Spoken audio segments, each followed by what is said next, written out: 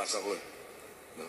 Sabi raw po ni Ginang Imelda Marcos, no? Maldes Marcos, my son will make this country great again. So napag-isip ako, parang narinig ko na yun. At pina-research ko po, yun po ang campaign slogan ni Ferdinand Marcos noong unang tumakbo sa 1965. I will make this country great again. Ako naman ho, baka sabihin nyo bias. Napag-isip ko ako. Parang pareho pa rin na slogan nila. Pareho pa rin yata ang gagawin nila. At kung may magagawa ko, hindi mangyayari yan. Ayoko nang ulitin yung dinaanan nating problema, lalo na mula 1972 hanggang 1986.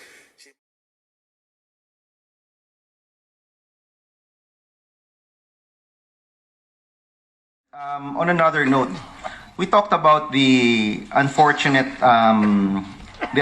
change that Smartmatic did. Unfortunate, Mr. President? I think I would characterize it as rather more than unfortunate. It is illegal. Yes, Mr. President, and I think COMELEC itself has already castigated Smartmatic Castigating Smartmatic does not remedy the situation. How was it allowed to happen?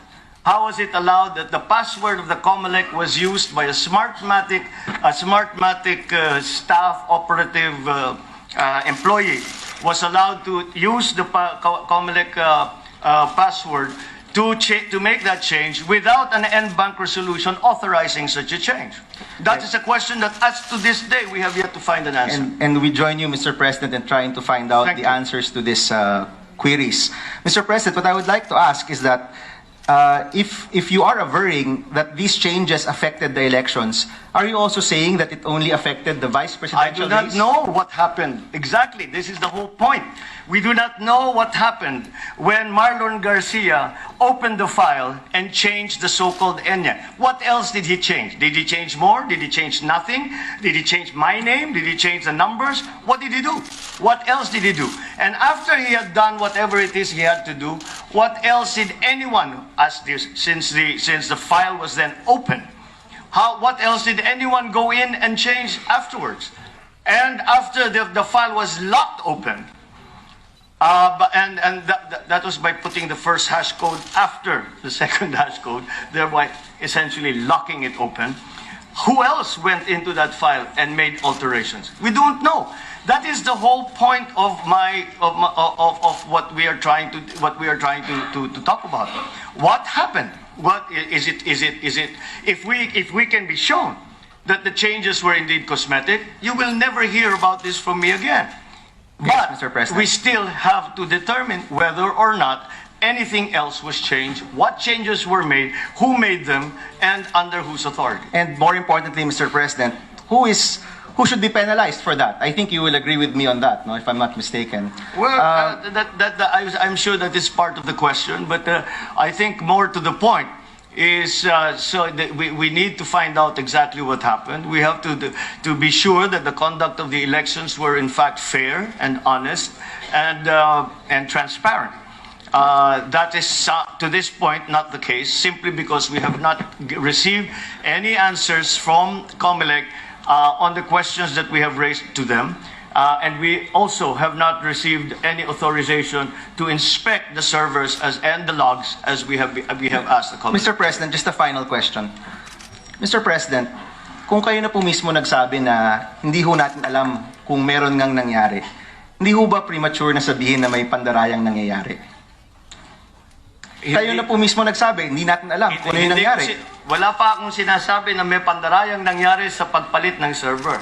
Ang sinasabi kong pandaraya ang yung mga picture, yung mga video na nakita natin na sa ibang lugar hindi pinabaya maboto. Meron akong mga video na siguro nakita na naman ng lahat ng tao, mga bago mag-rally na nagbibigayan ng pera, ng vote buying, etc. etc. Lahat yan. Pandaraya lahat yan. Kaya maliwanag dahil meron nga kaming ebidensya na may pandaraya. Ngayon, kung yung pandarayang yan ay doon lamang sa vote buying, doon lamang sa intimidation, doon lamang sa hindi pinayagan bumoto ang ibang botante, kung hindi, doon pati sa transparency server, doon pa rin sa system log, sa audit log, ay ibang usapan yan. Dahil wholesale na yan. Kaya't yan ang aming gustong makita. Kaya't yan ang aming hinahanap at humihingi kami ng authorization galing sa COMELEC na tignan para malaman. Siguro naman ako na mauuna na matutuwa kapag malaman ko na hindi nagka-problema. Tama, Mr. President. Ako na ang unang-unang magsasabi, mas gumanga ang aking loob dahil alam ko na ang nangyari. Ang problema, hindi na ipapaliwanag na mabuti ng COMELEC at hindi tayo pinababayaan na tignan ng mabuti para iliwanag ng mabuti kung ano ba talaga ang nangyari sa loob ng mga server, sa loob ng ating mga transmission, sa loob ng ating mga vote counting machine. Mr. President.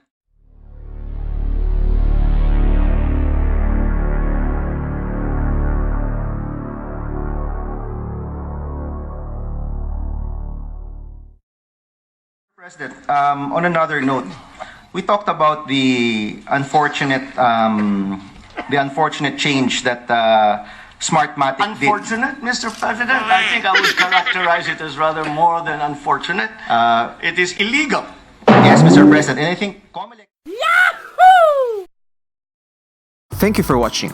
For more information, you can visit our website bagonglipunan.com, subscribe to our YouTube channel, like us on Facebook, and follow us on Twitter and Instagram.